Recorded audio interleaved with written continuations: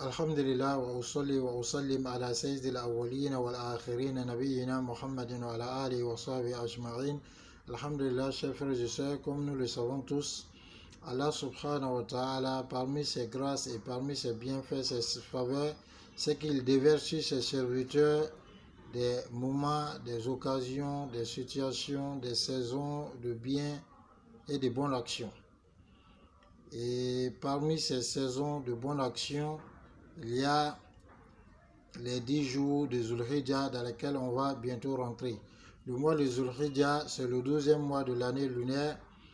C'est le mois donc dans lequel se tient Arafat et c'est le mois de la grande fête. Donc ces jours-là sont des moments très très valeureux.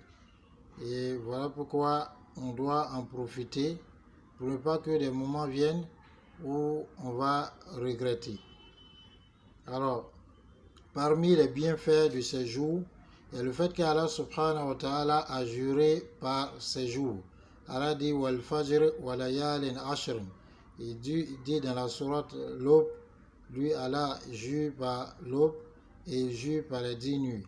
Les 10 nuits, comme les 10 nuits ici, il s'agit des 10 premiers jours du mois de Zulhijjah, comme cela a été rapporté de façon authentique d'après la majeure partie des exégètes parmi nos pieux prédécesseurs, à l'exemple de Ibn Abbas, de Mujahid et Ibn Zubair et autres. Mais deux savants ont trouvé que ces 10 nuits dont on parle, il s'agit des 10 dernières nuits de Ramadan.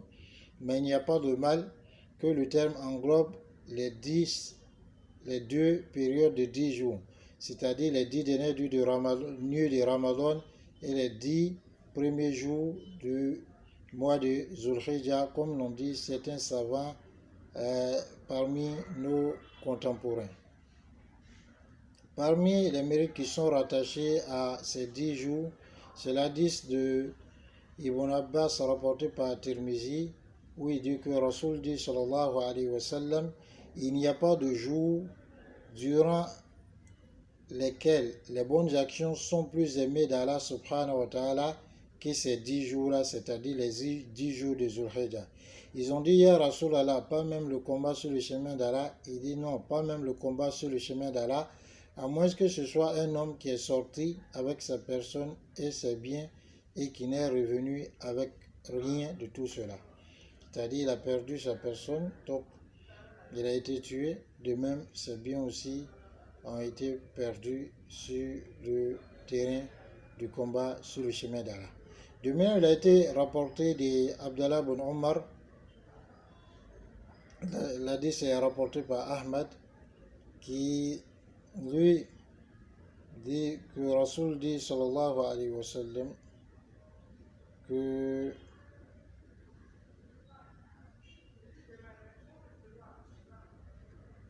il n'y a pas de jour,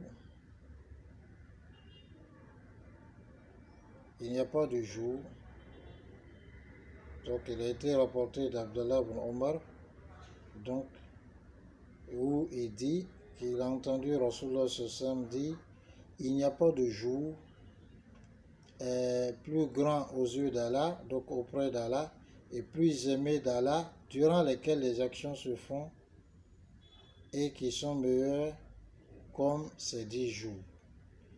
Alors, faites donc abondamment le takbir, le tahlil et le tahmid durant ces jours.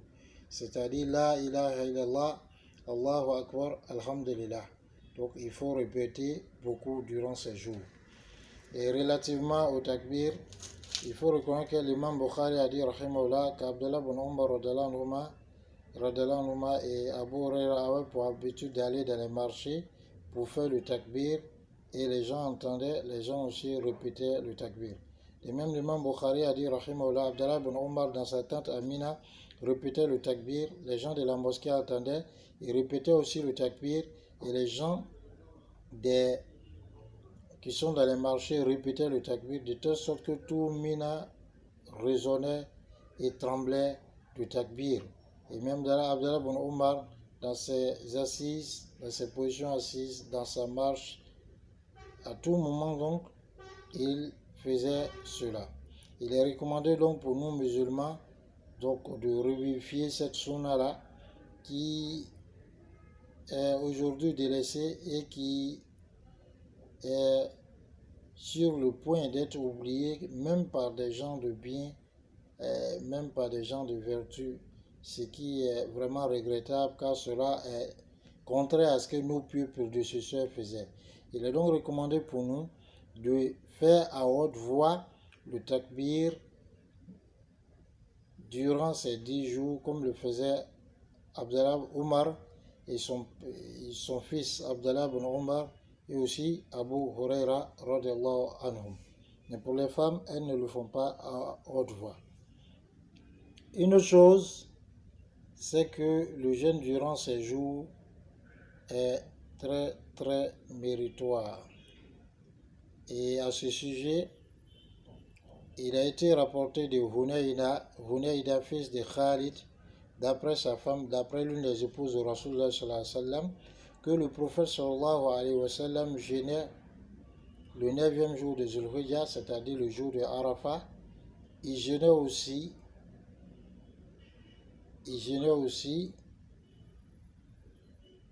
alors le jour de Ashura qui correspond au 10e jour du mois de Muharram, et il jeûnait 3 jours de chaque mois. L'hadith est rapporté par Abu Daoud. De même, il a été dit au sujet du jeûne du jour de Arafat que Rasul sallallahu alayhi wa sallam a dit, comme l'hadith est rapporté par Muslim, qu'il espère auprès d'Allah qu'il pardonne le jeûne de ce jour-là, efface les péchés de l'année d'avant lui, et les péchés de l'année d'après lui. Donc il est recommandé pour nous aussi de faire beaucoup de prières. Et les prières, donc, il faut se hâter d'aller à la mosquée pour faire les prières obligatoires dans la mesure de nos possibles et faire beaucoup de prières surrogatoires. Parce que, comme l'a dit, il a été rapporté par Thawban, à qui Rasul sallallahu a donné conseil, il dit, Rasul sallallahu lui a dit, l'hadith c'est rapporté par Muslim, je t'exhorte à faire beaucoup de prosternation, car tu ne fais aucune prosternation pour Allah subhanahu wa ta'ala sans que par cette prosternation, Allah ne t'élève d'un degré et te fasse une faute. De même, il est recommandé de faire beaucoup de lectures du Coran durant ces jours et beaucoup de nawafil, prières surrogatoires durant ces jours, surtout durant la nuit, comme il a été rapporté de beaucoup de Saïd bin Jubayr qui lui, il disait ne teignez pas vos lampes durant les nuits, durant les nuits de ces 10 jours. C'est-à-dire qu'il lui plaisait de prier la nuit. Et comme on connaît, la meilleure prière après la prière obligatoire, c'est celle qui est faite durant le dernier tiers, durant la nuit, le milieu de la nuit. Et donc c'est important pour nous, chers frères et sœurs, de revivifier ces moments-là. Maintenant, la question qu'on pose, c'est de se dire comment. Alors, est-ce que parmi les deux périodes de 10 jours, c'est-à-dire les 10 premiers jours de Zulhijjah et les 10 derniers de Ramadan, qu'est-ce qui est meilleur? Il n'y a pas de doute que le jeûne durant Ramadan est obligatoire et que ce jeûne est meilleur que le jeûne qu'on fait durant Zulhijjah, puisque l'acte obligatoire est forcément meilleur que l'acte surrogatoire, et ça, il n'y a pas de doute là-dessus. Une deuxième chose, c'est que les actes obligatoires commis, autres que le jeûne, commis ou accomplis dans les 10 premiers jours de Zulhijjah sont meilleurs que ceux accomplis dans les jours de Ramadan et dans tout autre jour, comme les prières obligatoires et autres. Maintenant, quant aux 10 dernières nuits de Ramadan et les 10 premiers jours de Zulhijjah, alors de façon globale, donc l'ensemble des 10 premiers jours de Zulhijjah, parmi donc les meilleures des paroles qui ont été dites à ce sujet, au sujet donc du mérite des 10 premiers jours de Zulhijjah et des 10 dernières nuits de Ramadan, c'est que le mérite ou alors l'ensemble des 10 premiers jours de Zulhijjah est meilleur que l'ensemble des 10 derniers jours, 10 dernières nuits de Ramadan. Même s'il y a dans le mois de Ramadan ou dans les 10 dernières nuits de Ramadan une nuit bénie qui est celle du 4, la nuit de la destinée, qui est meilleure qu'elle mois, et que rien, qu'aucun jour et qu'aucune nuit ne surpasse en mérite. Voilà ce qu'on peut dire. Maintenant, on va se demander comment faire pour accueillir ces moments, donc ces occasions d'adoration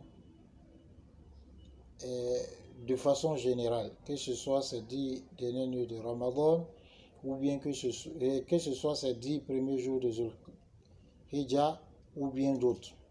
En réalité,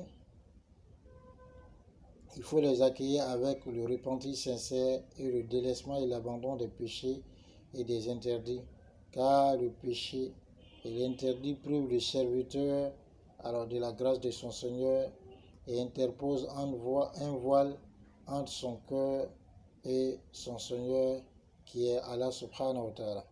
Je prie Allah subhanahu wa ta'ala qu'il nous accorde la conformité, moi ainsi que vous-même, à pouvoir tirer profit, grand profit de ces jours-là qui viennent et à en profiter dans ce qui plaît à Allah subhanahu wa ta'ala et que cela soit cause pour qu'on se rapproche d'Allah. Et on prie Allah subhanahu wa ta'ala qu'il ne nous fasse pas regretter. Alors on doit faire avec détermination, avoir la détermination, la fermeté d'accomplir le maximum d'actions, comme Saïd bin Jubair était rahimahullah. Il faisait tellement d'efforts dans les adorations durant ces jours que il était un peu à la limite de ses forces. C'était comme si il était proche d'être incapable d'accomplir certains des actes, tellement il se donnait. Et nous, on se doit de le faire pour ne pas que, alors, on rate ces jours et qu'on regrette un jour où le regret ne pourra pas profiter.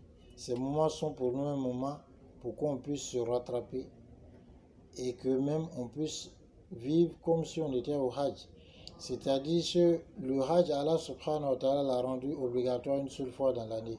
Mais personne, ou alors tout le monde ne peut pas accomplir le Hajj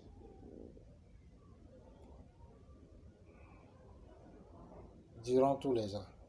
C'est pourquoi Allah subhanahu wa ta'ala, quand il sait la nostalgie que les croyants ont vis-à-vis du fait d'observer sa maison sacrée, alors il nous a donné des occasions de nous rattraper.